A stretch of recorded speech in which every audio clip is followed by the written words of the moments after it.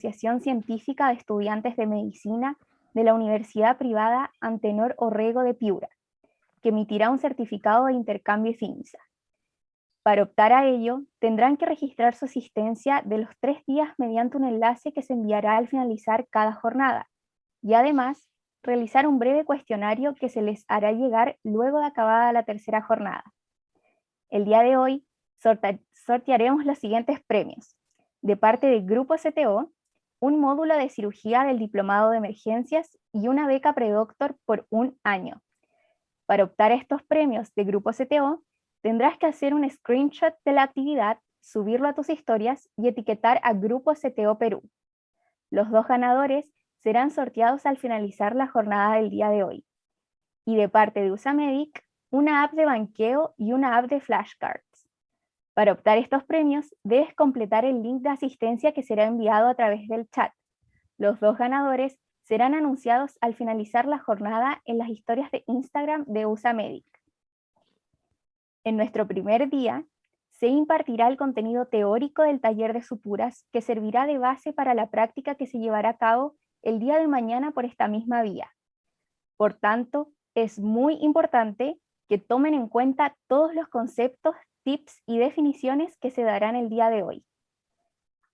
Y bueno, ya para comenzar, tenemos el agrado de presentarles al doctor Carlos Correa Tineo, médico especialista en cirugía general, grado de maestro en Administración y Gestión de los Servicios de Salud, con mención en Gestión de Calidad, cirujano general en el Hospital Militar Central y en el Hospital Guillermo Caelín de la Puente, jefe de la sección de Anatomía Humana, tutor de internos y residentes de cirugía general y profesor asociado de la Facultad de Medicina de la Universidad Nacional Mayor de San Marcos.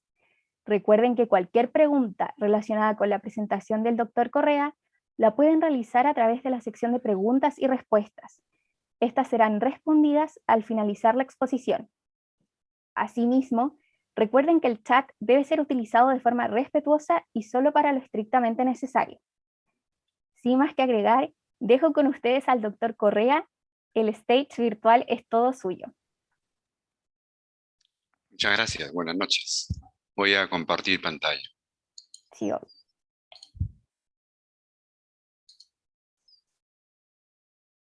se ve perfecto.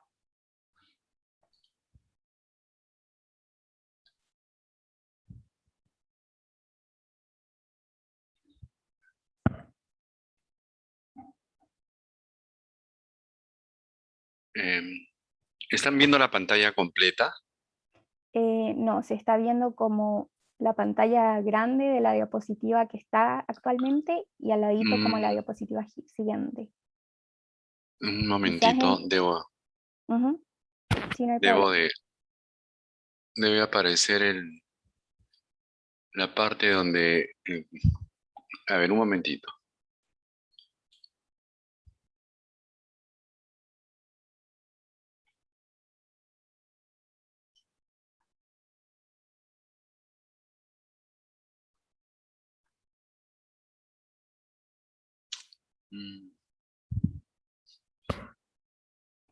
Y donde dice configuración de visualización,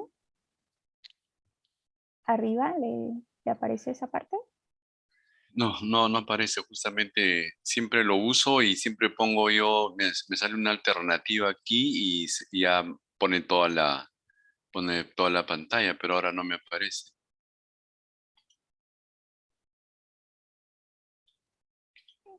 Ah.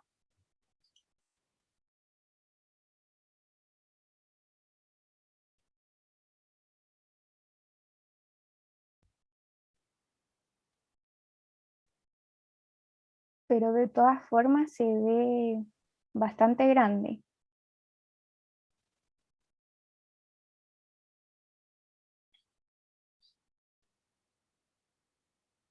Bueno, se puede ver bien, ¿no? Sí, sí se ve bien. Ok, buenas noches. Eh, Vamos a ver esta parte de suturas. Básicamente el enfoque es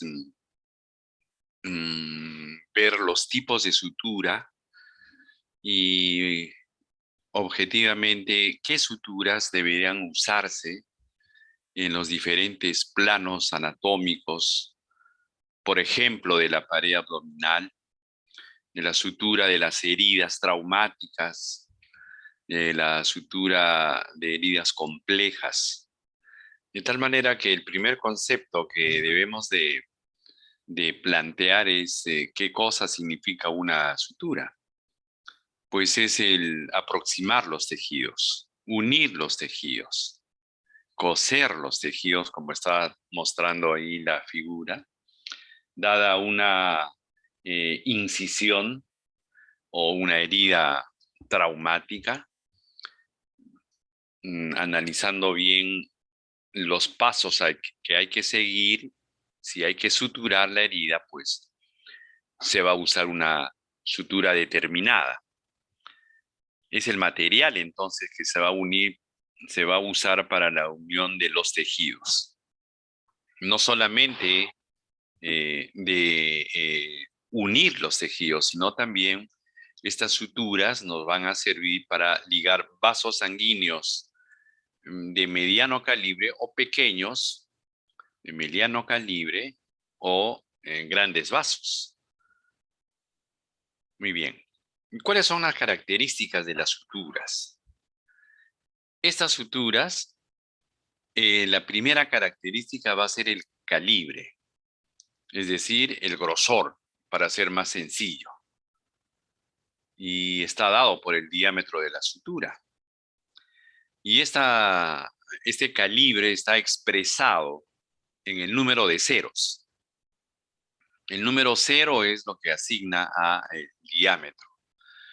Una sutura de 3 ceros, 2 ceros, a mayor número es más delgada la sutura, de menor diámetro, de menor calibre. Una sutura de 6 ceros, 7 ceros, es lo que los oftalmólogos, por ejemplo, puedan usar, o hasta de más ceros.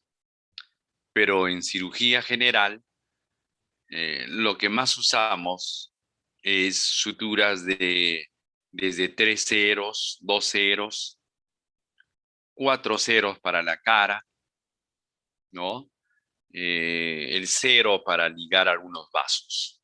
De tal manera que el número de ceros, a mayor número de ceros, más delgada es. Este diámetro de la sutura es de menor calibre.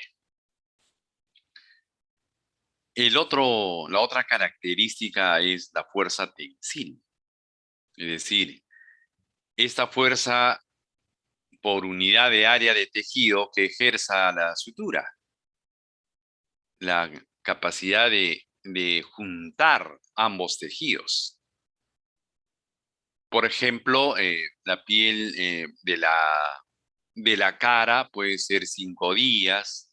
La piel de una sutura de una cirugía abdominal puede estar entre los 7 días, que va a ser el tiempo suficiente para que haya logrado los primeros pasos de la cicatrización y lograr así una sutura adecuada. La capilaridad es el pasaje de líquidos tisulares a lo largo de la sutura. Es decir, la filtración que pueda haber a través de esta sutura. Por ejemplo, el multifilamento, la seda, por ejemplo. La seda es multifilamento.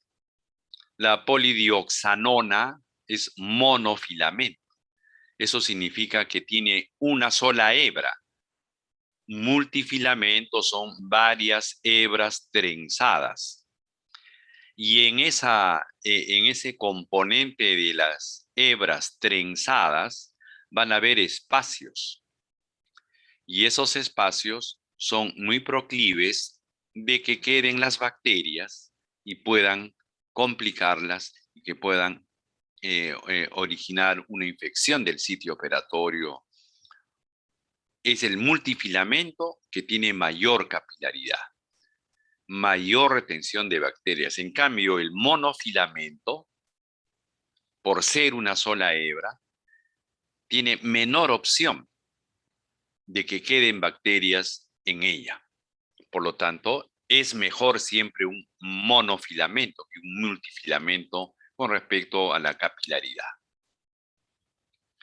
En cuanto a la absorción de la sutura, ya que la sutura, dependiendo de su aplicación en el lugar que corresponda, porque va a haber lugares donde se puede usar sutura no absorbible y en otros lugares suturas absorbibles. De tal manera que la característica propia de ser absortiva o absorbida por los tejidos, hasta que llegue el momento en que esta sutura desaparezca. Ya no la vamos a volver a encontrar. Y esta absorción de la sutura va a estar dado pues por acción enzimática o hidrolítica. Son los dos mecanismos que van a hacer la absorción de las suturas. La memoria es otra característica de la sutura. Es la tendencia de la sutura a volver a su estado original. Por ejemplo, el nylon, que es monofilamento, la polidioxanona, el PDS es monofilamento, que tiene una gran memoria, es decir, yo puedo intentar hacer el nudo y el hilo siempre va a intentar más bien adoptar una posición permanente. No es como la seda. La seda, por ejemplo, tiene poca memoria. Uno puede dejar la seda, los extremos de la seda en un lugar y van a quedarse.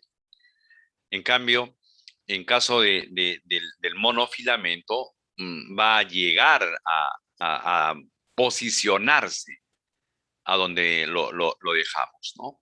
De tal manera que eso hace que el número de nudos de un monofilamento es mucho más. Cuando uno sutura con monofilamento, sea nylon, que es el más común y el más barato, o el PDS, que es de mejor calidad, la polidioxanona, para asegurar que la sutura la estamos haciendo correctamente, debemos hacer, en caso de la polidioxanona, por lo menos de 6 a 7 nudos.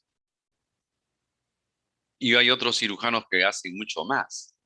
El nylon mismo, si usted anuda el nylon dos vueltas o 2 nudos, se le va a abrir, porque la memoria hace que tienda a adoptar su primera posición. Cuando ustedes suturen con nylon o con polidioxanona, están en la obligación de realizar muchos nudos. En caso del nylon, se puede llegar a tener 4 a 5 nudos. En caso de la polidioxanona, 5 o 6 nudos, o hasta 7 nudos. Eso es una característica de estas suturas. El grado de extensibilidad que pueda tener la sutura, es decir, en la capacidad de estirarse, qué tan ligeramente o cuánto se puede estirar para luego recuperar su forma después del nudo. Disculpen ahí, del nudo. En la extensibilidad. El coeficiente de fricción, que es el roce que uno al momento de pasar por los tejidos, ese roce que hace con el tejido, y también tiene que ver mucho la acción enzimática y hidrolítica. Entonces, ¿cuál sería la sutura ideal? Lo cual siempre vamos a tener la posibilidad de contar con una sutura ideal. En todo caso, habría una pregunta: ¿y cuál sería la sutura ideal para tal situación? Entonces, de manera práctica, luego diremos que si usted está frente a este tipo de herida, lo recomendable es realizar tales pasos y usar tal sutura. Indudablemente que el factor económico, el lugar donde estemos realizando nuestra labor médica, sí va a influenciar, porque hay suturas que cuestan un poco más y hay suturas que son baratas y que muchas son buenas y baratas. La cosa es tenerla bien en cuenta. De tal manera que la sutura ideal sería la que sea más resistente, la de mayor fuerza de tensión, que sea mucho más resistente, sería lo ideal.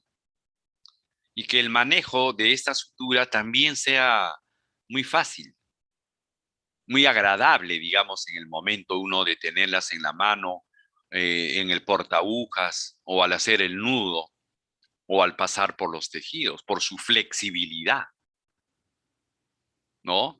Y la seguridad de hacer los nudos, que no se maltrate, que no se deshilache. Por eso es que cualquier sutura que uno esté utilizándola al hacer los nudos, nunca debemos de ponerle una pinza al hilo, porque a veces uno por el temor de que se afloje la ligadura o la sutura, hacemos que con una pinza se agarre el nudo hasta hacer yo el siguiente nudo y asegure así. Ese pinzamiento con una pinza Kelly o con una Halsted va a debilitar a la sutura. Definitivamente la va a debilitar. Entonces ahí el mensaje es no agarrar con una pinza la sutura, en el sentido de pinzarla para hacer el siguiente nudo. Una sutura ideal debería estar libre de sustancias irritantes, impurezas, que puedan justamente favorecer al crecimiento bacteriano. Ya hemos dicho que los multifilamentos son los que más proclives son para el crecimiento bacteriano. Una sutura ideal sería pues que tenga mínima reacción tisular, o sea, que no reaccione tanto el organismo ante el cuerpo extraño, que es la sutura. Debe ser resistente al encogerse los tejidos por la fibrosis, es decir, a medida que va sucediendo el proceso de cicatrización durante sus etapas, esta sutura debería de mantener esa resistencia y no debilitarse en el transcurso del proceso de la cicatrización hasta lograr la verdadera fibrosis o la verdadera cicatrización. Que no sea cortante, que no sea traumática, ¿no? El pasar una aguja cortante puede tener tendencia a sangrar la herida superficial y nos ganamos con un hematoma después. Que sea absorbible luego de la cicatrización de la herida, es decir, que desaparezca la sutura. ¿Para qué? Para que no haya granulomas. Algo que incomoda es que una sutura intente eliminarse produciéndose un granuloma en la herida, con eritema, con tumoración y después secreción de líquidos. Y ahí está la herida, días, semanas, curándola, hasta que se asoma la sutura y es eliminada. O muchas veces hay que, con una anestesia local, aperturar un poco más y retirar esa sutura, porque si no, no va a cicatrizar esa herida. Siempre va a estar con un granuloma. O hacer una tumoración granulomatosa profunda. Hay heridas que al no absorberse la sutura, hacen como una pequeña tumoración y eso incomoda al paciente. Se queja el paciente. Tengo este bulto, doctor. Entonces uno intenta explicarle qué es la granulación, qué es la reacción a la sutura, pues nuestra pregunta es, ¿le hemos puesto la sutura adecuada? Una sutura ideal debe usarse en cualquier tipo de intervención. Debería servir para cualquier tipo de intervención, que sea estéril, por supuesto, ¿no? Y que no sea alergénico, que no sea carcinógeno, por los preservantes que pudieran utilizar dentro de algunas suturas. Cuando uno tiene una sutura en la mano, debemos ser muy cuidadosos. Bueno, a veces confiamos en que la farmacia de sala de operaciones o quien ha expedido la sutura, la envoltura, eh, está garantizada, que tiene una procedencia adecuada, que su fecha de vencimiento está vigente. Y a veces el cirujano llega a sala, pide las suturas y la enfermera o el técnico adecuado o determinado es el que debe de ver por lo menos la fecha de expedición, la fecha de vencimiento, las condiciones en que está esta sutura, verificar el calibre del hilo que uno está solicitando para la cirugía, que sea el de material de sutura que uno está solicitando, la longitud, la aguja, porque la aguja es sumamente importante, por ejemplo, para la sutura intestinal. Deben ser agujas pequeñas, deben ser agujas que no deben de dejar orificios en el momento en que estamos pasando por la pared intestinal. Más aún cuando se trata del colon, que tiene pared más delgada que el yeyuno o el ilion, que tiene pared más gruesa, o el propio estómago, donde su pared es de mayor grosor. Entonces sí es muy importante tener en cuenta las características de la aguja que el cirujano solicita para determinado tipo de cirugía. Están los códigos, están todas las especificaciones que hay que tenerla en cuenta. Ahora, ¿cuáles son los tipos de sutura? Hay varias formas de clasificarlas, ¿no? Según su origen, pueden ser de origen natural o sintético, de acuerdo al número de filamentos o de hebras, monofilamentos o multifilamentos. Me había adelantado ya en antes. El tricotado es el tejido de las hebras para hacerlo multifilamento o de acuerdo a sus propiedades, que puede ser absorbible o no absorbible. Veremos luego cuáles son las absorbibles, cuáles no. Los de origen absorbibles también pueden ser de origen animal como de origen sintético. De igual manera, las no absorbibles de origen animal, vegetal, sintético o mineral. Las absorbibles, la más conocida, la más utilizada por mucho tiempo atrás, es el catgut, ¿no? De origen animal, que está hecho por el colágeno que sacan del intestino de los bovinos o los ovinos. Pero, sin embargo, en la práctica actual, el catgut casi se ha dejado de usar. Mejor dicho, ya no lo usamos tanto al catgut.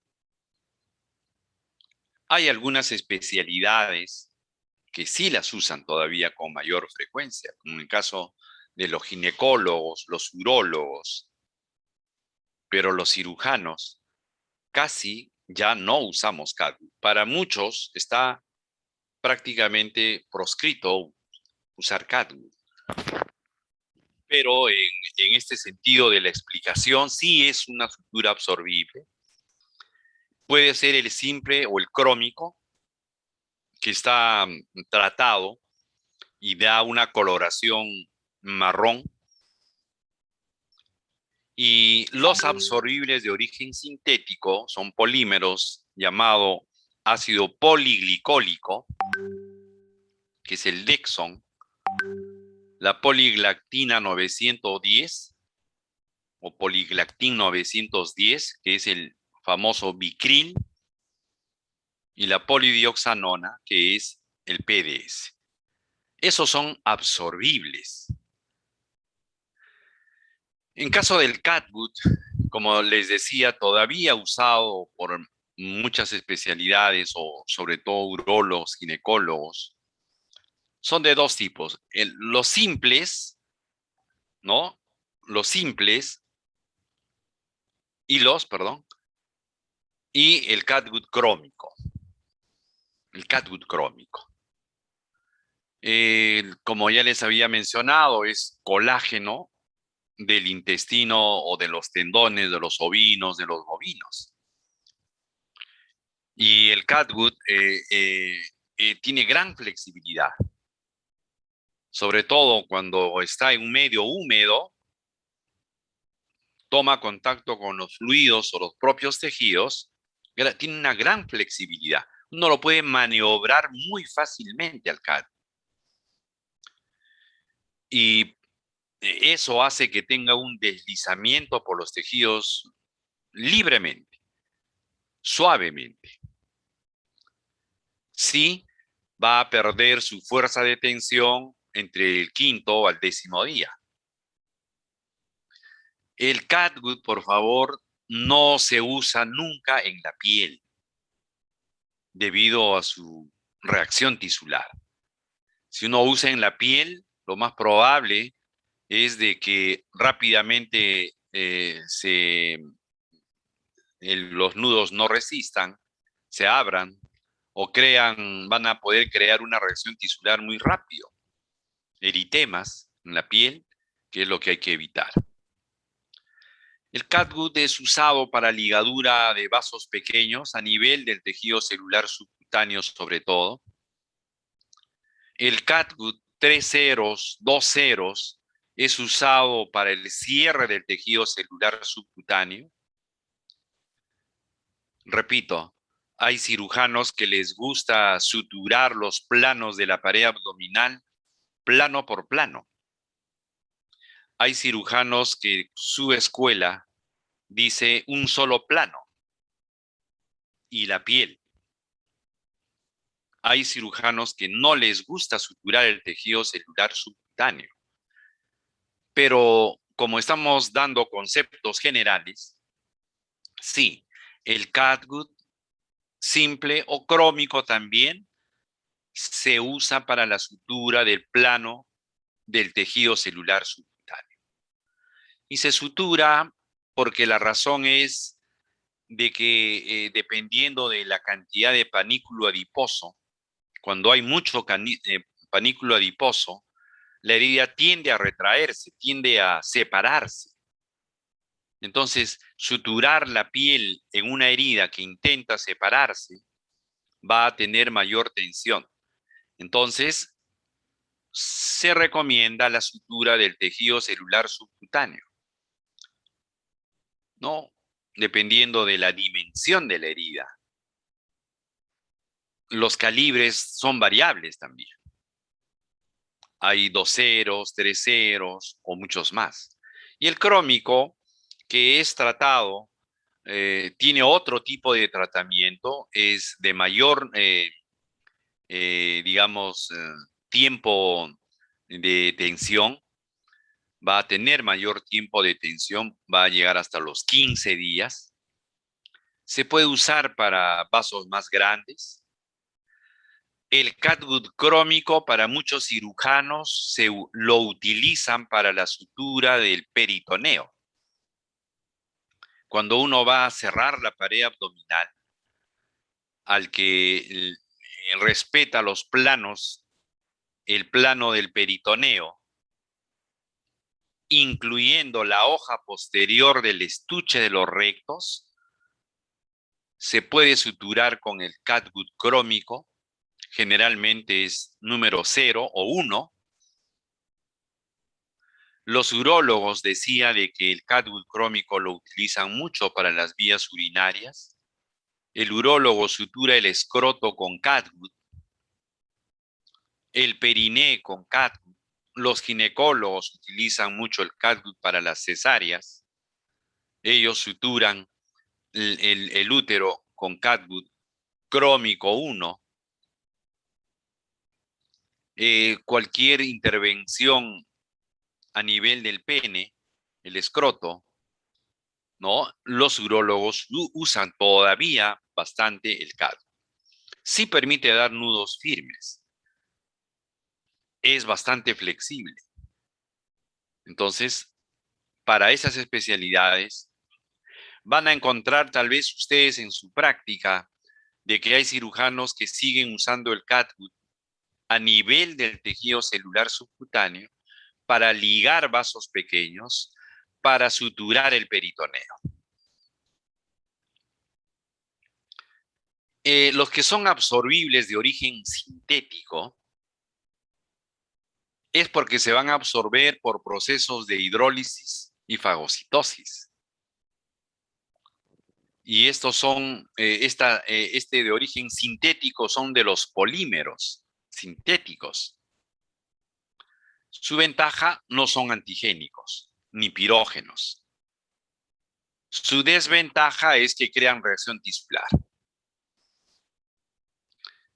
Una ventaja podría ser decir que una sutura absorbible de origen sintético va a durar de por lo menos 90 días. O sea, su absorción será más o menos a los 90 días. 3 meses. Tiempo bastante prudencial donde todo el proceso de cicatrización en sus fases finales ha concluido. Por lo tanto, estaría garantizando una cicatrización adecuada para así, en caso de la pared abdominal, por ejemplo, evitar las eventraciones. De estos sintéticos, los más utilizados son el ácido poliglicólico, la poliglactina 910, el Vicryl y la polidioxanol. El Vicryl es una sutura bastante utilizada. Es muy frecuente en muchas especialidades. En caso de cirugía general, lo voy a decir muy concreto, el Vicryl 3 ceros para la sutura intestinal, el Vicryl 3 ceros para las anastomosis intestinales, el Vicryl 3 ceros para la anastomosis gastroyeyunales. Sí, el cirujano usa el Vicryl para las suturas intestinales. Es de color violeta. Es más frecuente que encuentren ustedes el Vicryl color violeta, 2 diferentes calibres, y que su absorción es 90 días. El otro es el llamado comercialmente el Dexon, que es el ácido poliglicólico, donde se va a usar directamente. Lo que ustedes quieren saber es dónde lo voy a usar. Pues en la sutura, por ejemplo, del plano aponeurótico, de la sutura del estuche de los rectos, del plano aponeurótico. Que recuerden, el plano aponeurótico es el plano más importante en la sutura de la pared abdominal. La técnica adecuada utilizando la sutura adecuada de la pared abdominal evitará en el futuro las eventraciones o las hernias incisionales. Participa la determinación de qué sutura estamos usando para esta situación de las eventraciones. De tal manera que el ácido poliglicólico tiene esa coloración verde y su duración es aproximadamente 80 días. Los no absorbibles de origen vegetal, el algodón, es el más significativo. El algodón, ¿cuándo lo usamos? Para ligadura de vasos. Es lo general. El algodón es para ligadura de vasos, ¿no? El algodón no lo van a usar para sutura intestinal. El algodón no lo van a utilizar para sutura de los planos de la pared abdominal. Más que nada es usado para ligadura de vasos, ¿no? Es el más barato, es el más fácil de conseguirlo, tiene poca fuerza a la tensión, no se rompe fácilmente. Como les decía, básicamente para ligar. Básicamente para ligar. Esta fuerza de tensión se incrementa al estar húmedo. Es una sutura bastante utilizada, es de muchos años de permanencia, por decirlo así. Otros no absorbibles, tenemos al nylon. La gran ventaja del nylon es que es cómodo, es barato, es muy buena sutura monofilamento. Hay también suturas del tipo multifilamento, pero el nylon generalmente lo usamos como monofilamento. ¿Para qué? El nylon en sus diferentes calibres, por ejemplo, nylon 4 ceros, 5 ceros para la sutura de la cara, por ejemplo, heridas comunes de la cara, del cuello. El nylon se usa para la sutura de la piel de las cirugías abdominales. En general lo estoy diciendo. Claro que la mayoría de las cirugías ahora son laparoscópicas o endoscópicas. Pues igual, para la sutura del ombligo, donde va el trocar de 10, para la mayoría de las cirugías, o de los otros puertos de 10 o de 5 milímetros, también usamos el nylon para la sutura de la piel. O sea que prácticamente sutura de piel es decir nylon. Es decir nylon. El surgilón, que sí es un poco más caro, es usado por otras especialidades, cirujanos plásticos, oftalmólogos, traumatólogos, cirujano vascular, usa bastante el surgilón. Entonces, tenemos en los no absorbibles del tipo natural la seda, el lino, el algodón. El lino también es barato. Y los sintéticos, el nylon, el polipropileno, el acero, el poliéster. Bueno, el acero en caso de cirugía general no lo usamos para ninguna circunstancia. Tal vez para los traumatólogos en algunas circunstancias. Los no absorbibles de origen animal, la seda. La seda ha sido utilizada durante mucho tiempo. Es una sutura antigua, es una sutura que todavía la tenemos en cuenta, siempre, porque es el que se utiliza como no absorbible. Es de color negro, siempre decimos la seda negra, es siempre negro, o generalmente comercialmente es el negro, y la fuerza de tensión mucho mejor que la de algodón. Sí, esta sí crea una gran reacción inflamatoria. Todavía, muchos años atrás, yo veía que se suturaba la aponeurosis con seda, cosa que ahora, por esta mayor reacción inflamatoria, yo creo que no hay cirujano que use la seda para la sutura de la aponeurosis. Para la aponeurosis ya lo dije, la poliglactina 910, el Vicryl, o la polidioxanona, o el nylon para la parte aponeurótica, ¿no? Entonces, por ser multifilamento, sí tiene mayor proclividad para que se pueda infectar, anudar. Como ven acá ustedes en el dibujo, ahí está las múltiples hebras trenzadas que están formando esta seda. Lo usamos para ligadura de vasos de calibre moderado, ¿no? Por favor, no usen seda si tienen una herida contaminada. No usen seda para la piel, porque también pueden usarlo para la piel. No es lo más recomendable, pero pueden usarlo, ¿no? Por la capacidad de infección que pueda conllevar. Sí tiene de fácil manejo, con una memoria que permite maniobrarlo adecuadamente. Su problema es la reacción inflamatoria. Los no absorbibles de origen sintético van a ser, pues, suturas poco usadas, por lo menos en cirugía general, el polivilino, el poliéster trenzado.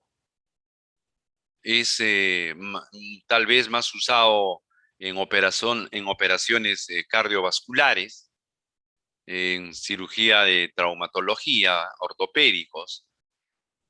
El acero quirúrgico inoxidable es no absorbible de origen sintético, ¿no? A pesar de que sea inerte a los tejidos, pero sí tienen una gran resistencia. En cirugía general, nosotros no usamos el acero quirúrgico inoxidable. Entonces, el calibre de las suturas a menor calibre, digamos,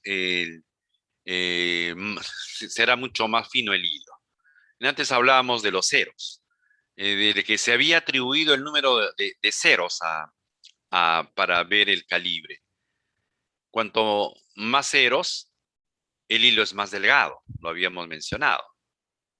Cuanto menos cero, es más grueso. Y eso va a depender, pues, de para qué lo van a usar. Las suturas mucho más delgadas son usadas por los oftalmólogos. Tal vez por los urólogos para anastomosis del uréter, por ejemplo. Nosotros los cirujanos usamos las suturas más delgadas. Uno, para la sutura de las heridas de la piel, de la cara, del cuello. Para las anastomosis de la vía biliar, anastomosis o derivaciones bilodigestivas, se suele usar suturas de 3 ceros, 4 ceros. Para anastomosis de la vía biliar término-terminal, puede usarse sutura de 4 ceros. Y después, la mayoría de las suturas que usamos en caso de cirugía general, 3 ceros, 0 o 1, que es lo que más usamos. Ahora, ¿cómo elegir la sutura? O sea, ¿qué sutura debo yo de usar? Bueno, dependiendo de qué, ¿no? ¿Es una herida del cuero cabelludo? ¿Es una sutura de la pared abdominal?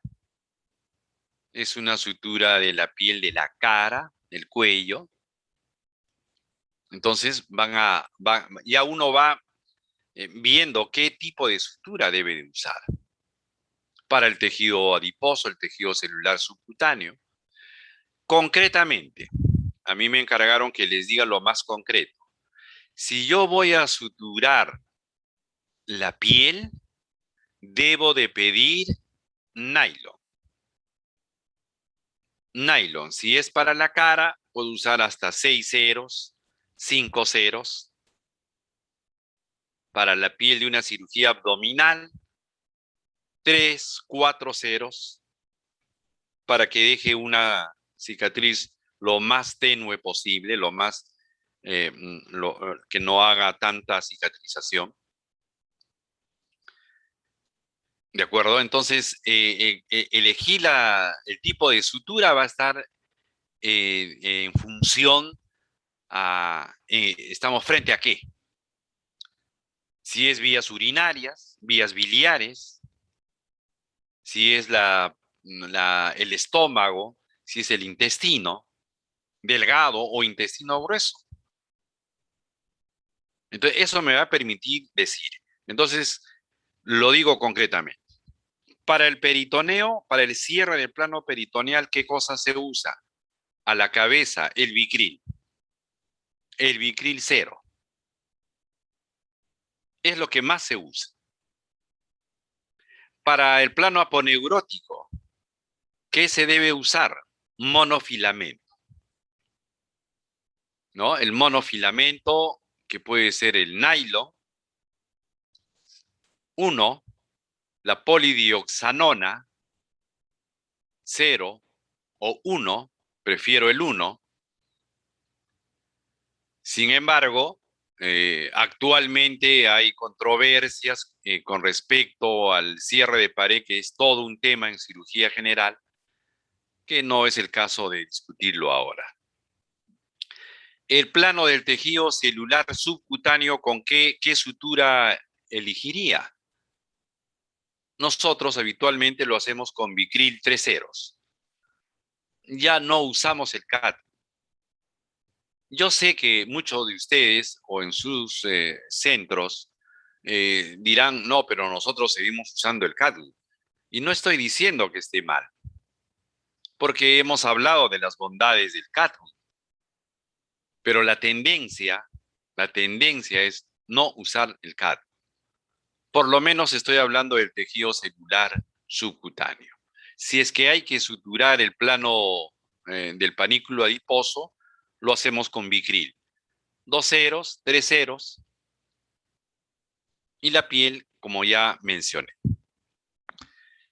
El cuero cabelludo, nylon. El calibre, 2 ceros. 3 ceros es demasiado delgado para el cuero cabelludo. Generalmente usamos 2 ceros. Para la sutura cutánea, para la piel, también se puede usar las grapas. Cuando es una cirugía rápida, cuando es una cirugía que ya tiene mucho tiempo operatorio o el paciente no se encuentra en las condiciones adecuadas, uno quiere salir rápido de la cirugía, sacarlo rápido de la anestesia, entonces las grapas ayudan mucho. Uno pide la grapadora y pone las grapas en la piel y no se demora mucho. Por lo menos se demoran mucho menos que suturar con cualquier tipo de sutura que uno haya elegido, en este caso nylon. Como lo voy a exponer casi al final, lo de las grapas, ¿no? Así es que para la elección de la sutura tenemos que tener en cuenta todas esas características, que sean absorbibles o no sean absorbibles. La polidioxanona es una sutura, yo diría que una de las mejores suturas que hay, tanto para sutura de intestino, para anastomosis intestinal, para gastroyeyunoanastomosis, para la sutura del plano aponeurótico, pero el problema es, sí, tiene un poquito mayor costo. Ahora, no solamente se trata de la sutura, sino qué aguja necesito yo para hacer la sutura que estoy planificando. Y la aguja pues va a tener varias partes, ¿no? La zona de la inserción del hilo, el cuerpo, no sé si se ve el puntero, creo que no se puede ver por la forma de la proyección, pero tiene el cuerpo. Y este cuerpo es el que va a tener el corte transversal mostrando si es redondo, si es oval, es rectangular, es triangular, es trapezoidal. La punta, que puede ser cilíndrica, o sea, no cortante. Siempre les van a preguntar a ustedes, doctor, ¿necesita con aguja cortante o no cortante?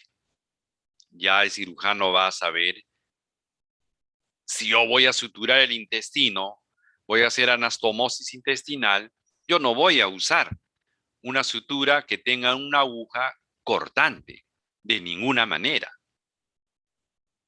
Debe ser una aguja Roma. ¿Ok? Si yo voy a suturar la piel, yo voy a pedir una sutura, en este caso nylon, con aguja cortante, porque eso sí facilita la sutura del plano de la piel. Y ya tiene sus variantes, la cortante, si es espatulada, si es cortante invertida, es triangular, de tal manera que la forma de la aguja también es importante. Ya agujas rectas actualmente ya no se ve tanto. Por lo menos en centros hospitalarios, la aguja recta no era como antes, ¿no? Hace muchos años, la enfermera instrumentista tenía ahí su set de agujas. Tenía una gama de agujas, rectas, curvas, grandotas, chiquitas, pero eso ya tampoco se ve en sala de operaciones. Casi todas las agujas que se usan son las curvas, ¿no? Que son de 1/4, 3/8, media. Entonces, estas agujas pueden ser curvas, rectas o mixtas. ¿Ok? Y para ser un poco más específico con respecto a las agujas, ahí tienen estas características, ¿no? La punta de la aguja, la longitud de la cuerda, el radio de la aguja, el cuerpo de la aguja, ¿no? La longitud de la aguja, no de la cuerda, de la aguja. De tal manera que estas agujas deben ser conocidas adecuadamente para hacer una sutura de la mejor manera. Ok, ya tengo yo el material, voy a hacer la sutura, pues debo de tener mi lugar donde debo hacerlo idealmente la sutura, el campo quirúrgico, que siempre debe ser lo más estéril posible, donde haya una limpieza de la zona que uno va a anestesiar. Recuerden que una herida que llega a la emergencia, al tópico de emergencia, generalmente son heridas traumáticas. Se cayó, se hizo una herida. Lo asaltaron, le hicieron heridas. Hubo un accidente de tránsito, heridas traumáticas, contaminadas, por lo menos o limpia contaminadas o contaminadas. O muchas van a ser sucias, dependiendo de qué caso sea. Bloquear adecuadamente la zona que vamos a suturar con la anestesia local, lidocaína o bupivacaína, lo que el servicio utilice, lo más aséptico posible, el material, el campo que va a ponerse en la mesa de mayo, la ayudantía que podría tener uno. Es importante que uno como cirujano tengas a alguien que te esté alcanzando las gasas, el cloruro para lavar las heridas, de alcanzarte la sutura si falta, de alcanzarte el jabón si es que vas a utilizarlo. Pero a veces no es eso. A veces hay tantos pacientes que uno mismo tiene que prepararse previamente al hacer la acción de la sutura, tu campo. Tú mismo poner tu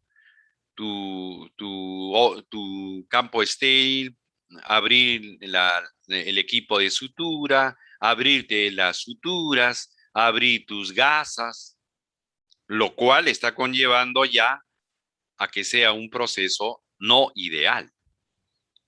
Lo ideal sea que te asistan para así garantizar la asepsia a lo máximo. Ya cuando uno tiene la herida, examinar adecuadamente la herida. Muchas veces a través de una pinza o el dedo, ver la profundidad de la herida. porque ese es el lugar, porque la limpieza debe llegar a todos los extremos de la herida. Y por ahí encontrarse con cuerpos extraños ocultos, que si no poníamos el dedo o no separábamos adecuadamente con una iluminación adecuada, se nos puede pasar. Peor cuando son vidrios, que después regresan por el problema del vidrio. Entonces, remover los cuerpos extraños, sumamente importante. Lavar la herida con la cantidad de agua que sea necesaria, a través de una jeringa o el chorreo directo, pero tiene que ser adecuadamente lavada. Eso es lo que va a garantizar, o por lo menos casi asegurar que esa herida no se va a infectar. Y por lo tanto, la sutura va a ser exitosa. Hay que ver que esa herida, si tiene bordes irregulares o bordes necróticos o por lo menos isquémicos, deben de ser resecados. Yo no puedo suturar una herida que tiene un color violáceo o un color muy eritematoso, y peor si está necrosado. Eso debe de tener un tratamiento previo para realizar la sutura, porque así tengas la mejor sutura, eso va a fracasar, se va a infectar, se va a hacer dehiscente. La forma como agarrar la aguja con el portaagujas, porque para la sutura, dentro de esto, dentro de esta preparación del campo quirúrgico, debo de tener el equipo de sutura adecuado, donde debo de tener pues un portaaguja en buenas condiciones, una pinza de disección, se debe tener pinzas Kelly para poder hacer hemostasia, por ejemplo, o unas pinzas Halsted, una tijera adecuada para poder hacer un trabajo efectivo. El portaagujas debe ser sujetado, o perdón, debe de sujetar a la aguja de manera correcta, ¿no? Está descrito que debe ir en un punto aproximadamente entre un tercio y un medio de la distancia entre el extremo que lleva la sutura y la punta, para poder maniobrarla y hacer el movimiento adecuado. El portaagujas debe estar al ras con respecto al cuerpo de la aguja. ¿Ok? Colocar la aguja en el tejido, se hace la presión adecuada para que pueda desplazarse la aguja a través de los tejidos. Entonces, ya viene qué vamos a hacer. ¿Qué punto es lo que debería de hacer? Es un punto de sutura simple, corrida, interrumpida, de tal manera que el más utilizado son los puntos simples, ¿no? Donde ya se ha hecho la recomendación del cómo agarrar con el portaagujas la sutura, la forma como uno va a poner la punta de la aguja en la sutura. Para eso se ayuda con la pinza de disección, hace la introducción, gira la muñeca con el portaagujas siguiendo la curvatura de la aguja. Si la herida no es muy grande, si la herida no es muy profundo y si tiene una aguja del tamaño adecuado, uno puede pasar simultáneamente un lado y el otro lado simultáneamente o seguidamente. Otros prefieren hacer lado por lado, lo cual es correcto. Debe de entrar entonces en un ángulo de 90 grados a nivel de la piel. Al salir por la herida, luego vuelve a tomar la aguja para volver a salir y de esta manera hacer el nudo. Lo cierto es que la sutura debe de quedar con los bordes unidos. Eso es lo importante. No que los bordes de la herida estén uno sobre otro. Eso es una mala sutura. Como pueden ustedes ver en esta sutura simple, cómo está quedando el nudo a un lado de la herida, que es lo que debe de ser. Evitar que el nudo esté en la línea de la sutura, de la línea de la herida o del corte, para que luego pueda ser extraído también de manera más sencilla, de manera adecuada, porque el hecho de sacar la sutura, cuando es una sutura demasiado pequeña, demasiado menuda, cuando uno quiere sacar los puntos al paciente, le va a doler demasiado. Hay pacientes que te dicen, me dolió más que la operación. Y que usted me saque los puntos, me dolió más que la operación. Entonces, la calidad del servicio debe ser, pues, a todo nivel, ¿no? Entonces, puede ser, como este caso, una sutura interrumpida, o sea, separado, porque también puede hacerse una sutura continua, un surjete en la piel. Cuando se presentan estas suturas irregulares, anguladas, con una sutura de la esquina se debe de comenzar. Si ustedes ven acá, tiene la forma triangular, se podría decir, donde lo primero que hay que suturar es el extremo y llegar a que encaje perfectamente al ángulo. Y se va a poner con un punto colchonero. En este caso debe hacerse un punto colchonero, como se muestra aquí en la figura. Y lo primero que se debe hacer es el empate de este defecto a nivel del ángulo. Ya después de que uno ha hecho eso, ya sutura lo demás de manera habitual. Hay suturas que van a ser permanentes.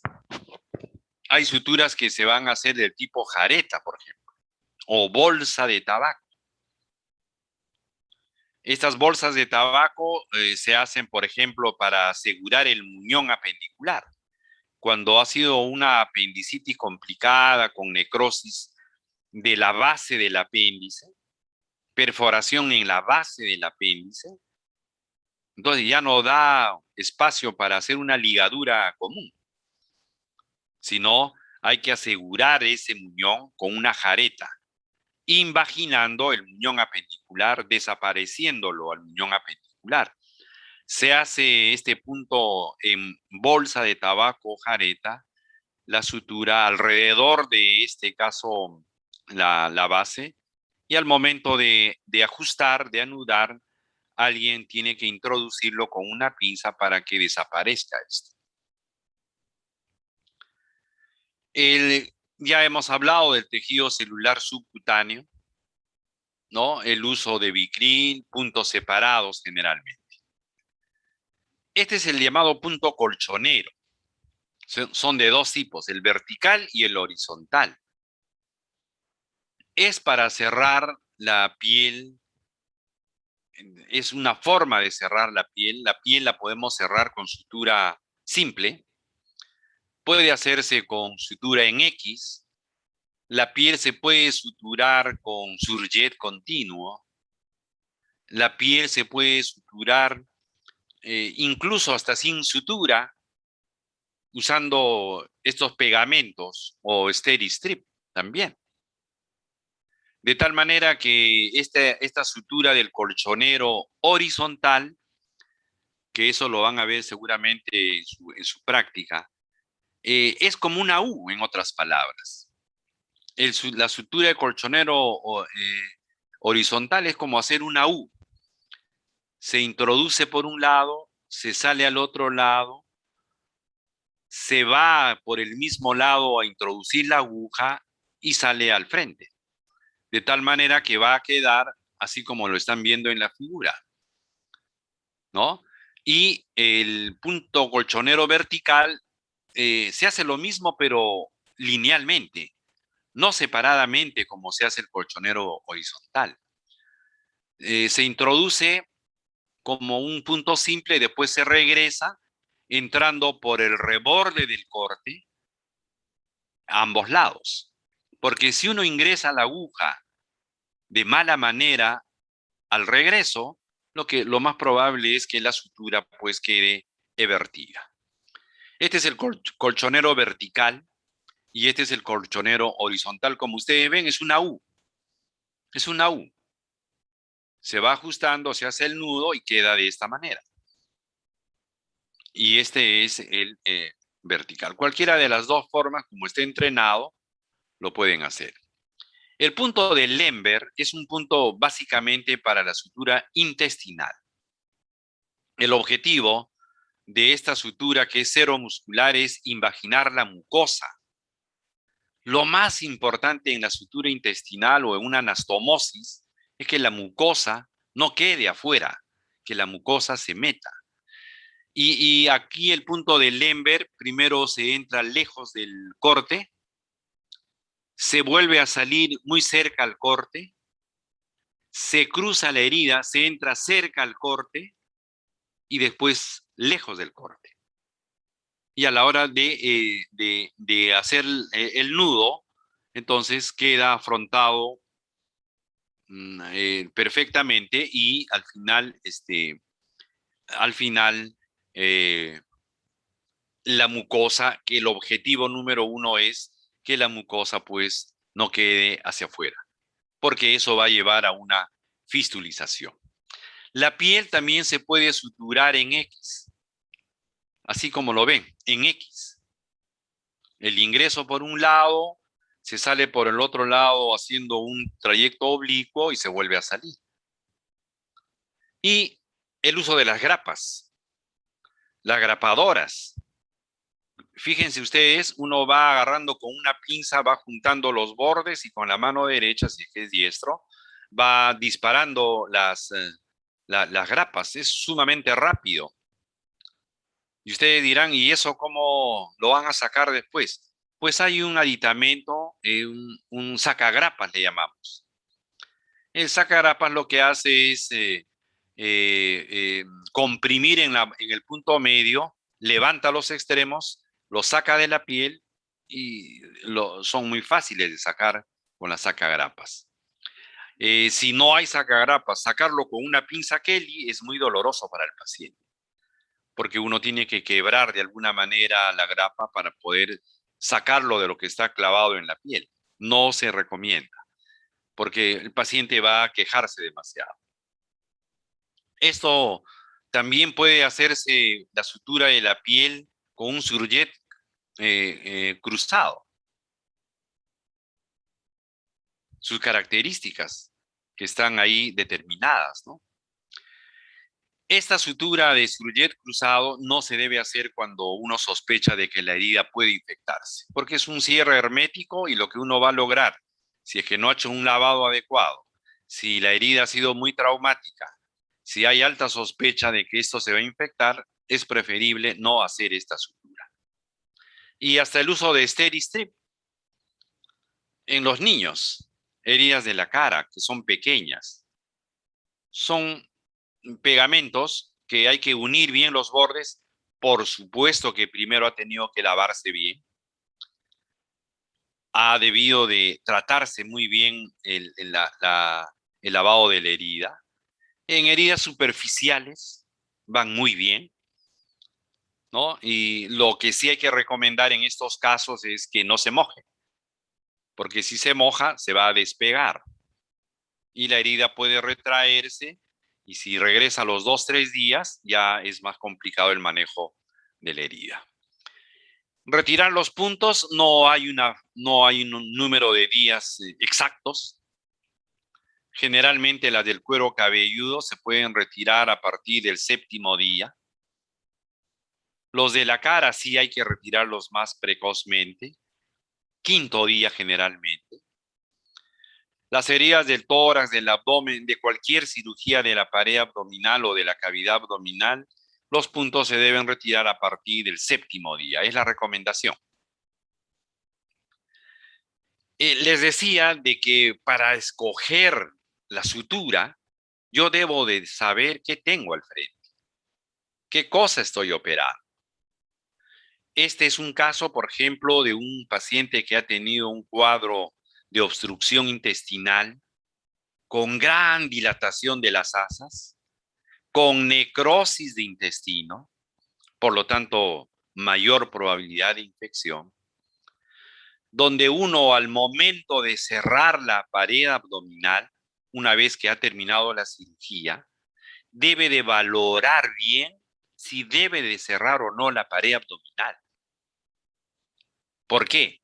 Porque si yo cierro ante tejidos como las asas intestinales sumamente edematizadas, donde apenas se pudo reingresar al abdomen, y el suturar la pared abdominal va a conllevar a una hipertensión intraabdominal, cerrándolo, como se dice, a como dé lugar, eso no es correcto. En estas situaciones no se debe hacer los planos de sutura clásica de la pared abdominal.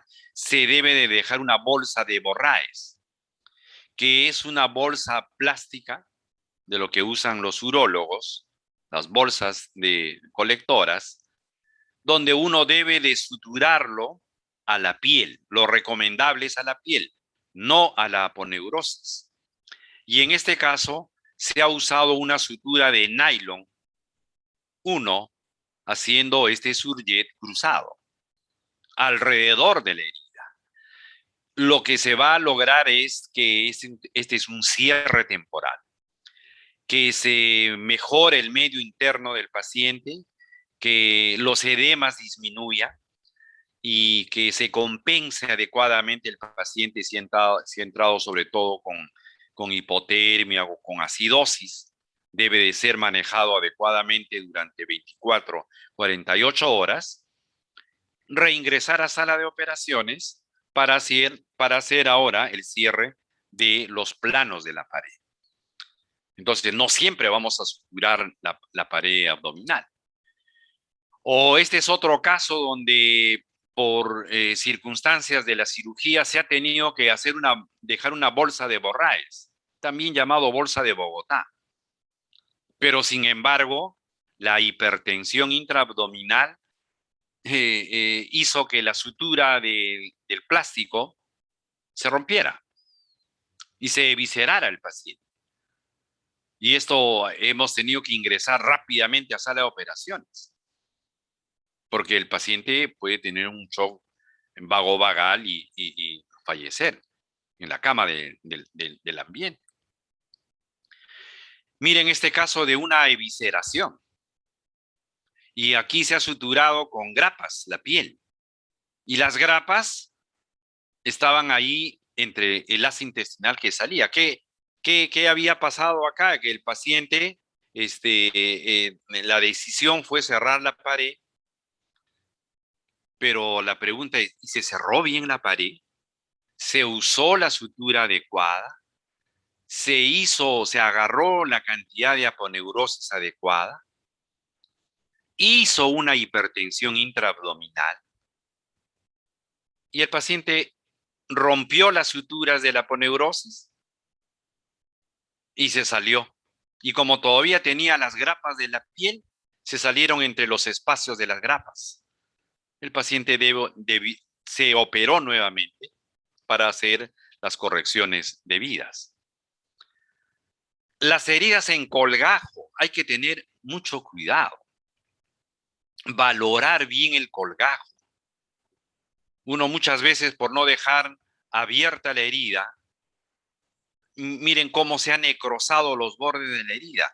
Ha sido suturado con nylon.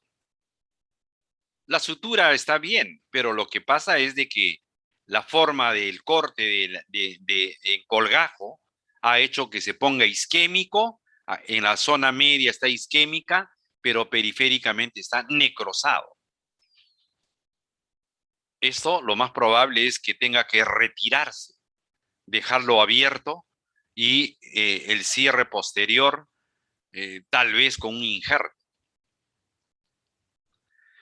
La infección de la pared abdominal, en el cierre de la pared, cuando se hacen todavía cirugías abiertas, por ejemplo, este caso de apendicitis aguda, complicada en la época de COVID, donde la laparoscopía no se usaba por muchos aspectos que no lo voy a discutir ahora, por el COVID.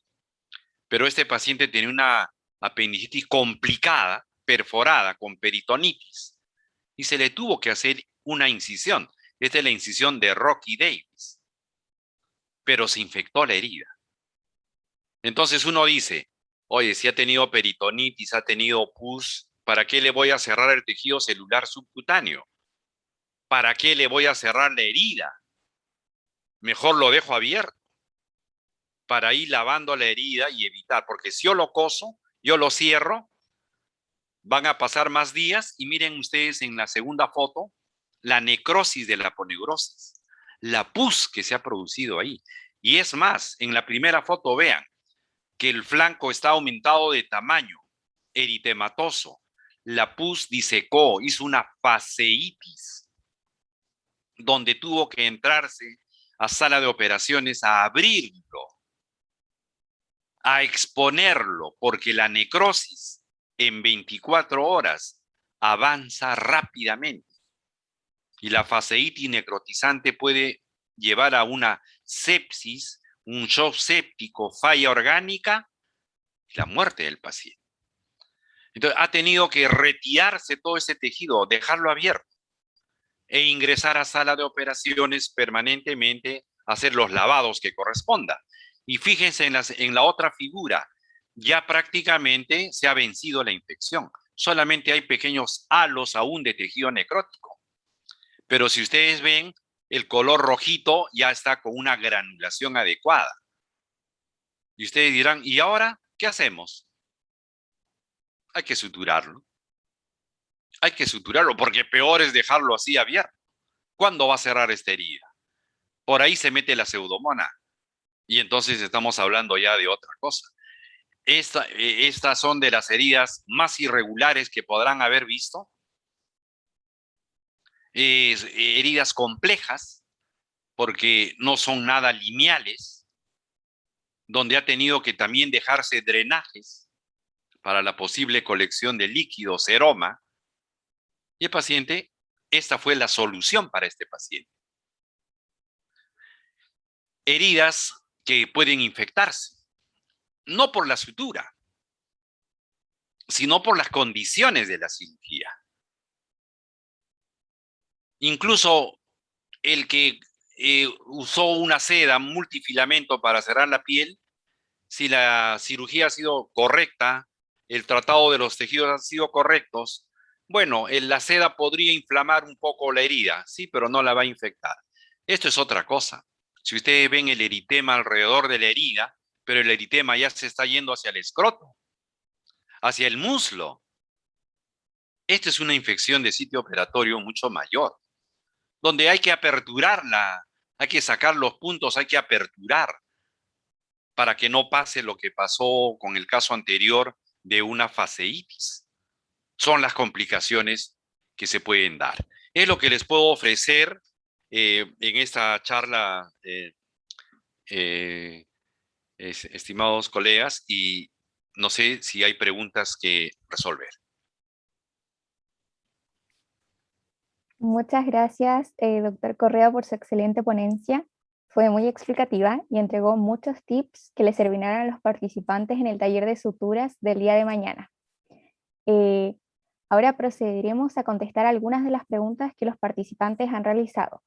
Debido al tiempo y porque llegaron varias preguntas, solo rescatamos las que consideramos más importantes. Entonces, la primera pregunta es, ¿qué dosis de lidocaína se debe inyectar para anestesiar la zona suturar? ¿Y cómo sabemos si utilizar lidocaína con o sin epinefrina? Excelente pregunta. Si es un paciente, digamos, la silocaína con epinefrina, la epinefrina lo que va a hacer es hacer vasoconstricción. Y la vasoconstricción va a ayudar a que sangre menos. ¿Ok? ¿Qué volumen de lidocaína hay que usar? Bueno, va a depender mucho del tamaño de la herida que hay que suturar. La infiltración se hace alrededor de la herida. Puede ser, como digo, depende del tamaño de la herida. Han habido heridas tan grandes que hemos usado 20 centímetros cúbicos, 25 centímetros cúbicos o sea, jeringa de 20 centímetros para heridas, ¿no? De tal manera que la dosis va a depender del tamaño de la herida. Y básicamente es para anestesiar la piel. Puede usarse una combinación con bupivacaína. La bupivacaína tiene un tiempo de acción mayor.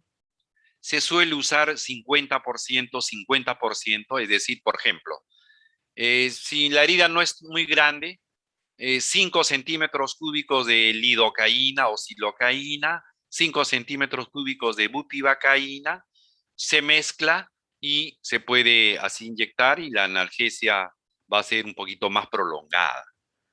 De lo contrario, simplemente la lidocaína o la silocaína. Genial, muchas gracias. La siguiente pregunta. ¿Qué tipo de hilo se debe usar en las mucosas como labios o lengua? ¿Y cuándo es el día de retirada de puntos? Muy bien, también me parece muy buena pregunta.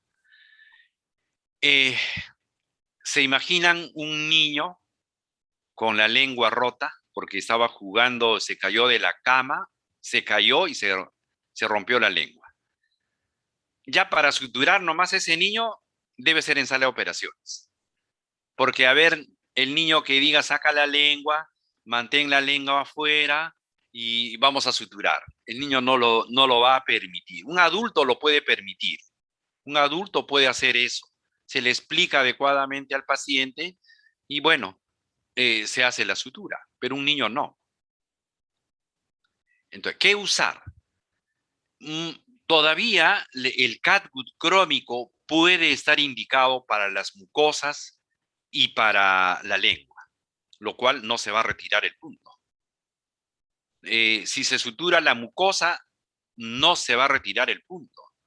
Por lo tanto, deben usar una sutura absorbible. Debe de ser absorbible. ¿Y cuál usaríamos o cuál usamos por lo general? El Vicryl. El Vicryl 3 ceros, generalmente 3 ceros para la lengua, se deja ahí y se va a reabsorber o muchas veces el hilo se sale porque el paciente muchas veces inconscientemente con la lengua o si está en la mucosa labial, por ejemplo, inconscientemente a veces con la punta de la lengua la roza y a veces se sale la sutura. Conclusión, en los niños con heridas en el labio o más profundos o la lengua, muchos hay que hacerlo en sala de operaciones porque es muy complicado la sutura. 2, uso de suturas absorbibles. 3, no se van a sacar los puntos de una sutura de mucosa ni de la lengua. Súper. Tercera pregunta. Si un paciente llega con una herida de muchos días, ¿se puede suturar? ¿Cuál es el protocolo a seguir con estos pacientes? Bien, ¿qué cosa es muchos días? Estamos hablando de 48 horas, de 3 días, 4 días. Es No, relativo, ¿no? claro.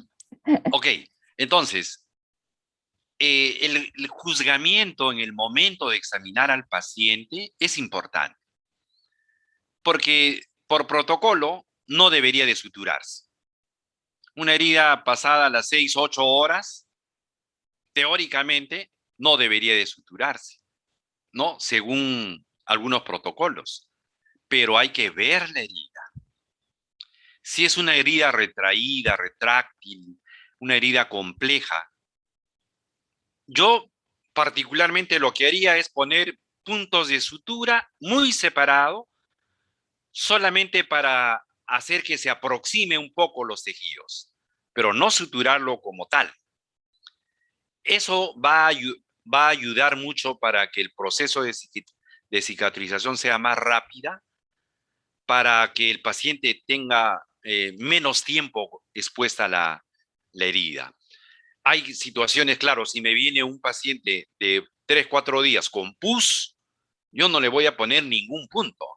A ese paciente hay que lavar y citarlo para seguir lavando la herida, hacer necrosectomía, de repente ponerle silocaína, ir retirando con una tijera el tejido necrosado hasta que empiece a granular. Hay muchas cosas de cómo ir granulando. Uno puede poner eh, productos como el Caltostat, por ejemplo. Uno puede poner el cloruro de sodio empapado en gasa, dejarlo ahí y cubrirlo, ayuda a la granulación. Hay muchas otras maneras de ayudar a estos pacientes. Quedó muy claro. Y ahora vamos a ir con las últimas dos preguntas, porque realmente han enviado muchas preguntas, pero no tenemos todo el tiempo del mundo. Em, ¿Cómo se evita la necrosis de una herida en colgajo? Bien. El evitar, a veces no podemos evitarlo, porque cuando la herida es muy tangencial a la piel, esa, esa herida lo más probable es que vaya a la necrosis.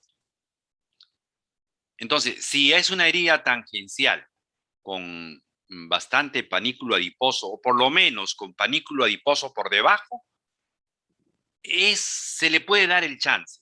Pero eso sí, conversar con el paciente, explicarle al paciente de la posibilidad de que yo pueda suturarlo, pero puede necrosarse y eso va a tener que retirarse.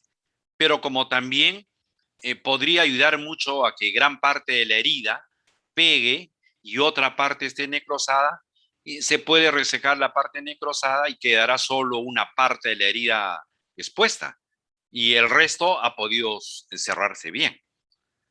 No como la herida que he mostrado, en la que gran parte estaba necrótica, todo eso tiene que retirarse. Por lo tanto, el mecanismo del corte tangencial van a cortar los vasos del tejido celular subcutáneo que van a ir a la piel y ahí prácticamente es irreversible de que suceda la necrosis.